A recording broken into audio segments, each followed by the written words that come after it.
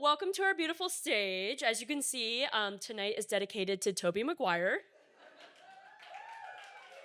Yeah, it'll be a good one. Yeah, so thank you all for joining us here tonight at the Majestic Repertory Theatre for a conversation between our BMI 2024 to 2025 Shearing Fellow, Alejandro Heredia, and our local Las Vegas writer, Nicholas Russell. Woo! My name is Destiny Pinder-Buckley. I'm a third year at the UNLV Nonfiction MFA in creative writing, and I'm just here to tell you about this event before we get started.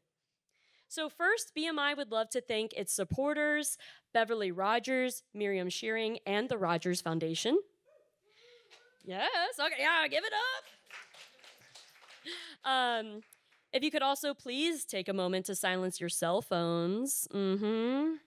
I will give you such a glare if I hear a single little chirp or anything.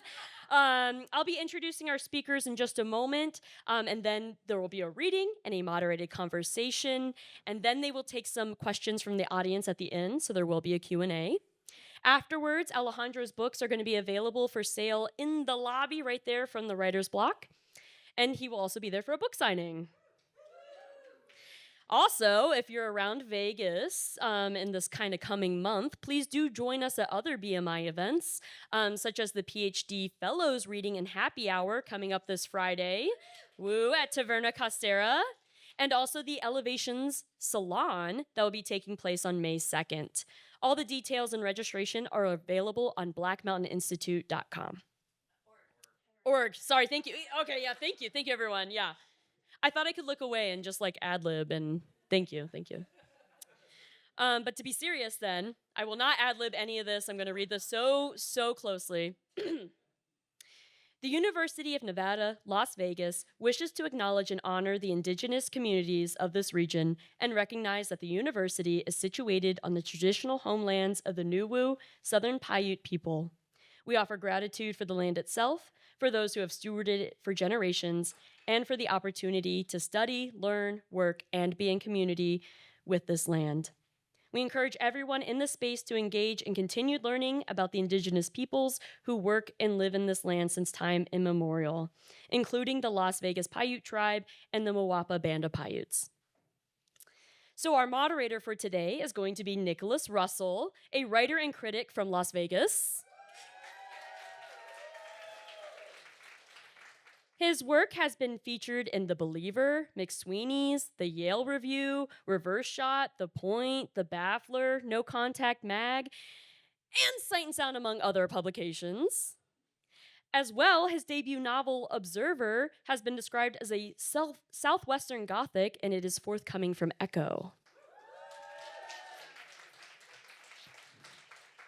And our main reader of the night, Alejandro Heredia, is a queer Afro-Dominican writer, educator, and community organizer from the Bronx. He has received fellowships from the Lambda Literary, VONA, and CUNY Dominican Studies Institute. His work has been featured in Teen Vogue, The Offing, LitHub, and elsewhere. He received an MFA in fiction from Hunter College. And as one of BMI's 2024 to 2025 Shearing Fellows, we are here to celebrate his debut novel, Loca, which was published by Simon and Schuster in February and also chosen as a Tea Time Book Club pick by Dakota Johnson. So keep clapping and let's welcome Alejandra.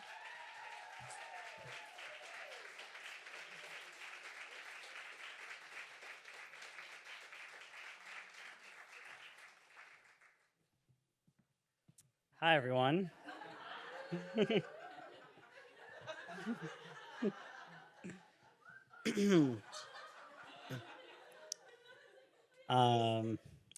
did have a crush on this man when I was growing up, especially in the third film when he gets real cringy and he does like the bad boy vibe with the little suit. Oh, yeah, that's Spider-Man. Thank you all so much for coming. I always like to say that showing up is half the battle. So I appreciate you all making time out of your busy schedules to share space with me and with us today. I wrote a novel. It's called Loca. Oh my God, that is so bright. It burns. Okay. Um, uh, actually, okay. Can you raise your hand if you've ever been to the Bronx? Does Brooklyn? No, it does not count. Oh my God. Okay, so you really haven't been to the Bronx. Okay. Um, okay, can you raise your hand if you were a person that was alive in 1999? Okay, that's most people in the space. So recently, about 2 weeks ago, someone reached out to me to tell me that they took my book out from the library, which is really exciting. But that they told me that they found it in the historical fiction section of the library. Um, so this is my way of telling you that you are all historical. I'm gonna read a little bit from the book, and then we're gonna have a conversation, and then we're gonna end with Q&A. So if you hear something that sparks a question, don't be shy. I am nicer than I look. Okay. Loca is about two best friends, Sal and Charo, who would live in the Bronx in 1999. They are Dominican immigrants trying and I always say miserably failing at building a new life for themselves in New York. But half of the novel, it's what I call a queer transnational novel, and so half of the novel, or maybe about a third of it, takes place in Santo Domingo, which is where I was born. The scene that I'm going to read from, all you need to know is that there are two best friends, Sal and Yadiel. Yadiel is Sal's childhood best friend. They are getting ready to meet with this other person who's going to take them out to their first gay party. Um, okay. They sit at la cafeteria colonial and order one coffee to share, negro con azúcar. Yadiel drinks most of it and explains that this cafeteria is famous for hosting some of the nation's most illustrious minds. Painters, writers, even revolutionaries have met here, as far back as the 1930s. People who would later become leaders of the pueblo and enemies of the nation's authoritarian elite. All these heroes strung together by the coffee he drinks from now. It's rumored that even Pedro Mir once sang his most famous poem here, that the walls of the cafeteria were filled with laments about the tierra, this sad old country. I bet he's a maricon too, Yadiel whispers in Sal's ear. The only thing Yadiel loves more than the great Dominican poets is twisting their poetry to create gay alternatives of their lives. Pedro Mir isn't sad about the country. He's sad because he's not getting fucked. Aida Cartagena Portalatin writes about una mujer sola not because of the great social burden placed on Dominican women, but because she's a raging lesbian. The dream she writes about is about finding another woman, eloping under the Caribbean sky. Even Salome Ureña, founding mother of Dominican letters, is a subject of Yadiel's queer reconstruction of history. Why do you think she started that school for all girls? Yadiel says. You're sick, Sal responds, but he laughs. Their minds are what draws them together. They're not particularly excellent at school. Yadiel gets better grades to keep up with his scholarship, but for the most part, they go unnoticed by teachers and authority figures. Rather, it's their particular obsessions that bind them. Sal with his facts about the planets and the nature of light, Yadiel with his queering of Dominican poets. And of course, there's a secret that everyone knows. They've never had serious girlfriends, not anything of significance. And anyway, no relationship status could hide their mannerisms, their walk, the way they hold their hands, how their eyes roll to the back of their heads when they're annoyed.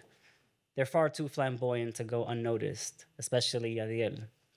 While Sal is shy, Yadiel is unapologetic. So much so that Sal thinks sometimes Yadiel exaggerates his mannerisms just to piss off their teachers. Any attempt to justify these mannerisms was thrown out the window in the 8th grade when Yadiel got into a fistfight with one of the popular girls in school. Maricón, she called him, back when that word was still a fresh wound. After Yadiel's fight, there was no question. Yadiel was a girl fighting maricon, and Sal, by association, was maricon adjacent.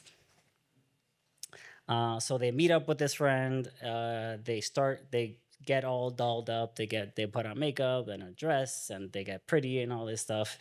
And then they are on their way to the party, and this is what I will end on. Not so long ago, there were boys playing baseball in the street, raging against some inner beast, or not resisting at all, taken over by its might. The wrath of boyhood, a scream, a belch, unabashed laughter. The soles of their naked feet slapping the concrete, a bloody knuckle crushed against another's cheekbone, a bruised lip, a cutting joke, a chorus of argument, and when coupled or in a small group, sudden gentleness, loyalty when needed, like showing up to a friend's fight just in case, or lying to another's parents to get away with disobedience, the ever-present shyness in front of girls, in front of teachers, in front of the mirror facing their naked bodies, skinny or fat, or too small, or too big, or smooth, or growing hair, each day something new. The fear of jumping, but jumping anyway, if only to impress one another. They were everything, boys. Now, look at them. Girls, or adjacent to them.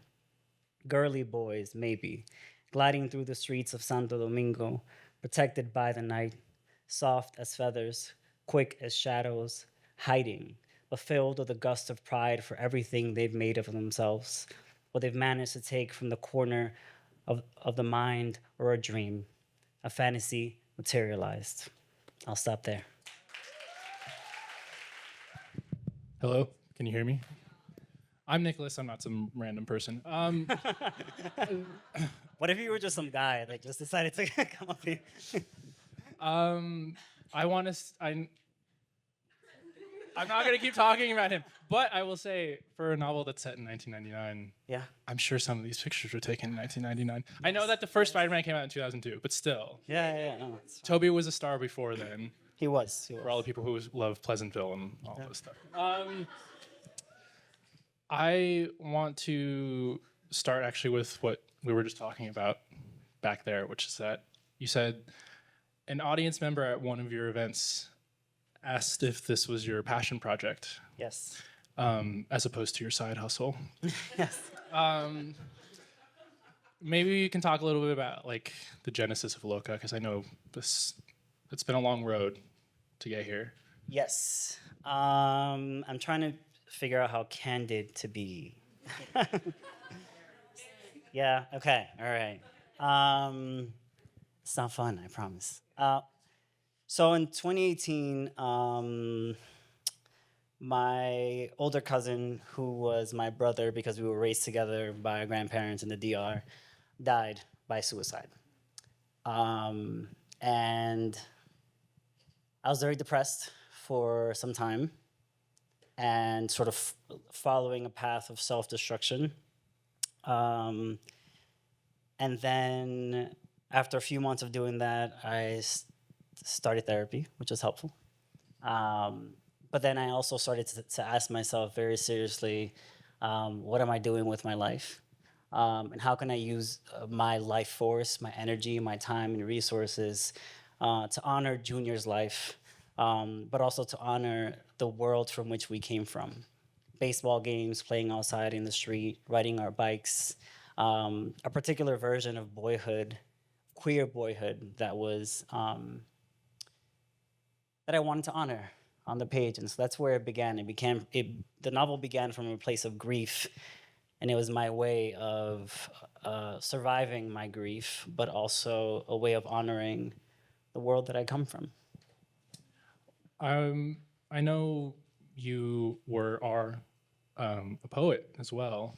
I'm curious, when writers traverse different mediums and different forms, why they settle on one over the other for a specific project. I'm curious about the place of fiction for this. Yeah.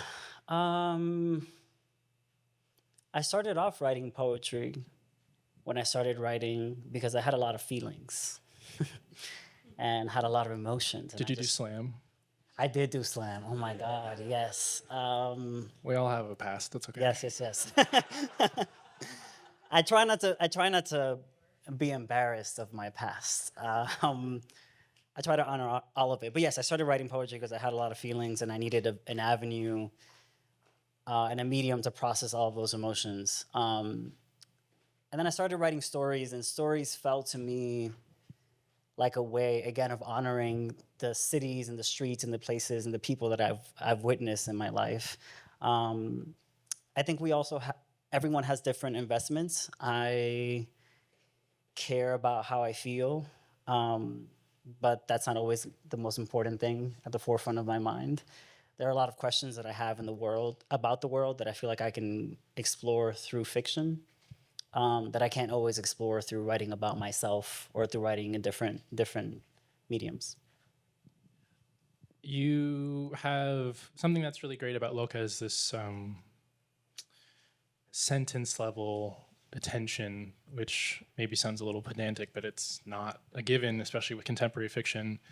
I'm glad you said it. I'm a bookseller, trust me, I know. But I'm curious about your focus on images. I know that you feel particularly strong about images in fiction, and particularly on the sentence level. Yeah, I'm curious how that came to be. Well, I think a part of it does come from me being petty, because sometimes I pick up a contemporary novel and I'm like, how did this happen? How did this get published? And usually my problems with a contemporary novel are not on the level of plot or story or even on the level of emotional truth. I find often what is lacking is an investment in the language and in the sentence. And I find that nothing in my work works if the sentences are not working. I wonder about, I don't know why I gravitate toward being a writer of images. It feels to me like the best way to show emotional truth, without necessarily sort of, I don't know, hammering the point that this character is really sad or very depressed or whatever it is. The first line of the novel is, I can't remember, it's somewhere in there, but it's the novel begins with an image of this young man standing by a window bathed in morning light. And funny enough, the way that the text just happened to lay on the page is that Sal, I'll just read the first sentence.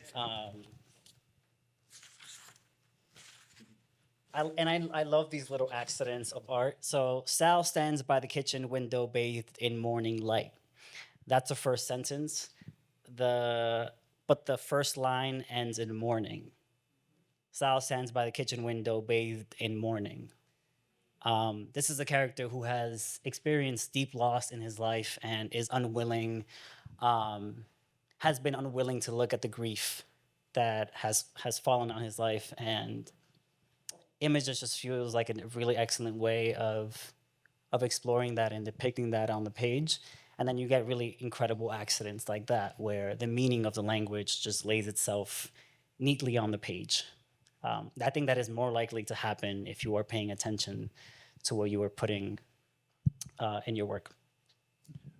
I don't want to get too inside baseball, but for editing something like that, how do you know, maybe this is a pedantic question, how do you know when to fight for sentences like that and when to let the ones that are really precious to you go? Yeah, that is really hard. I think the most important, and I say this, maybe people here have heard me say this, but I think the most important thing that a writer can develop is discernment. I think discernment is being able to discern what is useful feedback and what is not useful feedback is really important for every stage of the process. So, for example, I was working on this novel during my MFA, and my classmates, I shared the first chapter, and most of them thought that the novel really should start with the party scenes that happens a couple pages later, because they thought a party is a much more exciting way of bringing people into the fold of the drama of the piece. And I thought, that sounds very nice, but this is, again, I am a writer of images, and I want to make clear from the very beginning what kind of project this is. I think I was only able to sort of have that discernment through practice. One, spending a lot of time with my work. By the time I had shared that scene with my classmates, I had been working on the novel for 3.5 years. So there was no one that knew this project more than I knew it. There was no one that could tell me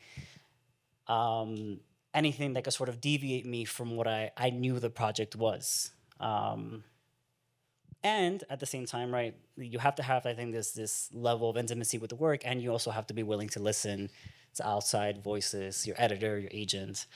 So it's a stressful little dance that you have to do. But I always hear from people who've written books that when you do it, it's not yours anymore, which I don't know. I can understand the spectrum of responses to that, but how do you feel about that? At which point? When it's published? Like, yeah, right there. Yes. Yes. I had a friend say to me, this is intense. I don't know if I agree with this entire image, but it feels mostly useful. That publishing a book is kind of like having a baby and then giving your dead baby, your baby which is now dead, to the world, and being like, here, you make up your mind about it. I don't think the baby has to be dead. It can be alive. I don't think this baby's dead at all. Yeah, I think the baby can be alive. But look, I worked on this book for 7 years. I started it in my mid-20s, and in so many ways, I have moved away from a lot of the preoccupations in this book. I think that's healthy. I think if you are always, I don't know, I think it's healthy to put the book out into the world and to say, please don't fall. Yeah, to put work out into the world and then to let it go, because you don't know what the world will do with it. But I'm proud of what I made. Yeah. I'm curious if you were talking about how you don't feel regret, or not regret, but try not to feel shame about your past. Yes. I guess it's like, obviously this book is a time capsule for obviously when you started it, when you finished it, and I wonder if you have an idea of the things that have evolved in terms of what's important to you about what's in that book. Obviously, from what I know about you, you could have been working on this book for the rest of your life if someone didn't say Yes. no to stop. Yes, I actually have not read it. I think I will read it one day, sort of like in its form. I haven't read it, the physical copy. But I have a hard time reading it because even when I was just reading out loud to you, as I was reading to you, I was thinking about all the things that I would change. And I actually did change some things as I was reading. I'm like, why would I say that word and not this other word? So I just say a different word. So yes, I mean, I think I have a healthy relationship with regret. Few of us can say that. Yeah, no, look, this is sort of within the realm of being a writer, but also far beyond. I think Americans have this obsession with having no regrets. You're supposed to move through life being proud of everything that you have done and everything that you have been. And there are many things in my life that I would change if I had a time machine. There are many things in the writing process that I would change if I had a time machine. That doesn't mean that I live in that all the time, right? You have to go on in life, but that regret is what, we were talking about Catholicism the other day. That regret is what informs how I live and how I move in the future. Yeah. You wrote this essay for LitHub in preparation for this that talks about the utility of fiction. I wanted to know if you could talk a little bit about that. It's an interesting stance to take because I feel like a lot of people are very afraid to. Yes. I thought I was gonna get canceled when I wrote that piece, And then everyone was fine. Everyone was like, yeah, this is cool. So, yes, so I wrote an essay in which I talk about my experiences being a community organizer. While I was writing this novel, I was doing community organizing in the Bronx in response to gentrification. I was also working at SAG-AFTRA, the Actors Union, and I was working at Pan America. I had a lot of different sort of organizing roles within my 9-to-5 jobs and outside of that. And in the essay, I talk about how important that was for me, how transformative it was for me to be in those community organizing spaces, but that I do not think that the language of social justice encompasses all the things that I am curious about in regards to community and community building. In fact, I find the language of social justice, particularly around identity politics, quite limiting. And then I sort of go into talking about the utility of fiction and how often some of our writing is only ever valued when we're writing about political issues. So if you want to know what my novel was about, or if people want to know what my novel is about, they will ask, what communities does this novel represent? What issues does it address? And if I'm applying to a grant or a fellowship or whatever it is, I have to sort of, that's what I need to talk about, and that's what represents my work. But I find it quite reductive to suggest that a novel's value is only based on its political utility. There are so many other things that I'm invested in that have nothing to do with my political identities, that have nothing to do with being a Dominican person or a queer person. That's in it, that's part of the book, and that informs so much of the work. But this is a novel about community, it's about belonging, it's about personal and interpersonal responsibility. It's about what happens when we fail the people that we love and how we move on and continue to make a life. But when my books are reviewed, my book is reviewed on, via whatever, the language that is used is that it's a novel about intersectionality, as if I am a sociologist. I am not surprised. I am not Kimberly Crenshaw in 1989 coming, inventing this language. And that language has so much utility. It was invented precisely to expand the possibility of human beings being sort of facing institutional and societal oppression, right? When the Combahee River Collective, these Black queer women in 1977 coined the term political identity, they weren't trying to be boxed in. They were trying to expand the possibilities for queer Black women. And now the language, at least how I see it being used, it's often used to say, this is your identity, therefore these are your political affiliations, therefore these are your visions of the past, present, and future. And I resist that. In tandem with that, I feel like a lot of even the positive reviews, we talked about this, we've used the word generous a lot, which is true, but also feels, I think, in the blurb format, it can feel reductive, as you're saying. Mm-hmm. I wonder what the sort of animating sort of ethos of this novel was with regards to friendship. Obviously, this is like a big talking point with the book, is the way that you depict friendship as a relationship of contradictions, mm-hmm. of people who very clearly love each other but sometimes can't stand each other. Mm-hmm. And I feel like you allow a level of discord within the novel that can tend to be shied away from, especially for writers of color, queer writers who want to put forth a more, yes. utopian view of life. And I wondered, if you could talk a little bit about that. Yeah, I mean, I love friendship. My friends have saved me many, many times. And I guess I just wanted to write about friendship in a way that felt nuanced and felt real to the kind of friendships that I see in my life. Friendship is also very hard, like all relationships. There are, if you're taking them, if you're only seeing your friends when you go to brunch, it's not that hard because y'all are just getting drunk together and it's a fun time. But if you are doing the serious work of friendship, which means showing up for each other when things are great, but also when things are difficult, it can get tough. And a lot of the friendships in the novel are tough friendships, are about people pushing each other to face the things that they're trying to avoid looking at. Sometimes there's a scene in which Yadiel calls Sal a coward. And they're best friends, and that seems like such a harsh thing to say to your best friend, calling your best friend a coward. But I think in some ways, Yadiel is right. There are things that Sal is hiding from that he himself cannot see. He can only see it when Yadiel is pointing him to it.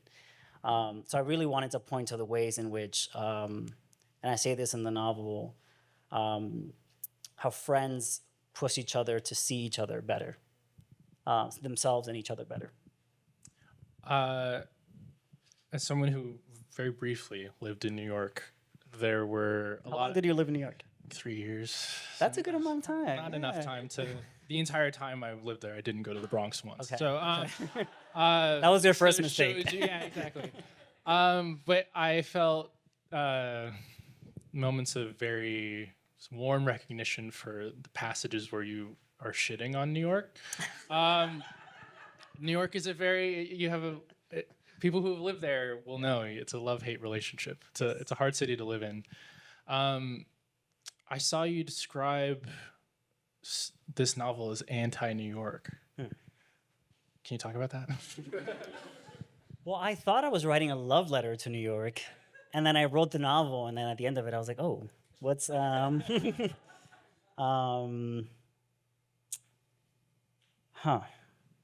I think in some ways, because I'm writing about my parents' generation of immigrants, people who came from Santo Domingo to the Bronx in the 90s, I had to seriously depict the hard parts of it just as well as the nice parts of it. New York was very tough for those people, for my parents and their friends and their cousins.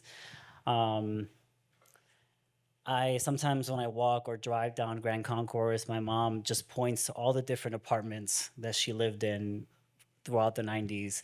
And it's like the entirety of Grand Concourse. And if you know anything about Grand Concourse, the Grand Concourse is long. But it's because there was always some drama or some issue with a roommate, or there were rats, or an infestation of this, or there was always something. And so I wanted to capture some of the reality of New York in the 90s.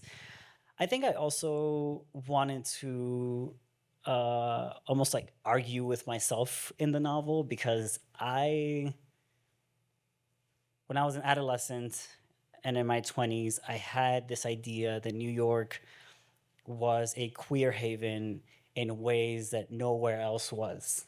And specifically that queer people in my country back home were these, victims with no agency, and they were just suffering at the hands of the state and homophobia and transphobia. And I think through education and through going to Santo Domingo a couple of times, I saw the ways in which queer people make space. Just like everywhere where people are oppressed, people make space for themselves and out in public and private. And it occurred to me that it would be useful to challenge this narrative that it is easier for the queer person in New York than it is for the queer person back home, wherever back home is. That is a dichotomy that I think is very dangerous. There's so many beautiful things happening back home, and I wanted to show that. I think I also, lived through the lockdown and the worst of the pandemic. And New York was a really hard place to be in 2020, y'all. I was in an apartment, one-bedroom apartment with an ex. And it was tough. So I think I was just very cranky about New York as I was revising the novel. And that came through. I guess I want to leave time for questions from the audience. But I guess one of the last things I want to ask is how you envision, obviously this is the first of many books from you, this journey of writing fiction, we talked a little bit about our what's the polite way of putting it? Our sort of disdain. That's not a nice word to use, but our disdain for people who sort of see debut novels as the one to get rid of, Yes. the one to get out of the way, so you can actually do the real writing, the serious stuff. Yeah. How you envision the next novels that you're working on? Are they a conscious departure from this, or do you feel like your work across poetry, fiction, nonfiction is all in conversation with itself? I think it's all in conversation. I'm not married to this idea that, and I understand why certain writers have this fear of repeating themselves, but I do not have that fear. I'm not married to this idea of sort of reinventing myself with each novel and each project. The project that I'm working on right now is based in the Bronx, a little bit earlier in the 60s, 70s, and 80s, and sort of asking myself questions about motherhood and the relationship between gay boys and gay men and their mothers. But I'm okay writing within the same universe for a little bit. And I'm inspired by people. I mean, I think Virginia Woolf was somebody who repeats a lot of the same images and metaphors throughout her work, and each is done in a different way through a new form. But it feels like it's within the same body of work. If you read Woolf carefully, you see that it is all really one project.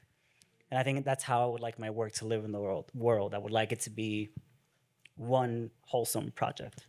Yeah, I feel like Toni Morrison was saying that all of her work started out from cliches, from a broader template, and then moving inward. Yeah. One final question. Yeah. To go back to the novel, I'm curious about the project of writing men. I feel like the men in this novel are very complicated, to say the least. And I feel often, especially, I don't know, queer literature, the figure of, especially a straight man, can be very, sometimes like cartoonishly evil. Yes. And there are quite unsavory characters in this novel, but I wondered how you went about crafting those kinds of characters without slipping too far into a caricature. Yeah, well, I will say that I began doing that, and it was thanks to Sigrid Nunes, who was actually here last semester. Sigrid read the novel. She was my professor in grad school. And with Robert, for example, she was like, "This guy he's just an asshole. Like, why is he just a jerk, you know?" And it really, it was really, that was being informed by my own relationship with older men in my life, having been failed by a lot of the older men in my life. I put some of that in the book, but I was doing that in kind of a reductive way, and so I had to go back and give Robert more texture. So we found out, for example, about his relationships, his grandparents, and why he cares so much about this, his own version of the American dream. And then there is my favorite character well, I shouldn't say that. I shouldn't pick favorites. Parents always have a favorite child, by the way. That's that's BS that they don't. But Don Julio is a character who, for a lot of the novel feels kind of, he's sort of one note, and then you sort of arrive at the chapter that focuses entirely on his life. And I think that opens up the possibilities for what this character does. And to me, it was very important to write about an older man that is very supportive now, but who has a very troubled history and troubled past. It was hard writing men. It was harder writing men than writing. It was harder writing heterosexual men than writing the women in the novel, than writing the queer men in the novel. But we all bring our prejudices to the page, and I'm not interested in these sort of contemporary political frameworks of all men are trash, blah blah blah. That's, you know, I'm invested in writing novels, which means that I'm invested in people's humanity. So every person that shows up on the page has to be textured and complicated, regardless of where they come from, what they do, and how fucked up they might or might not be.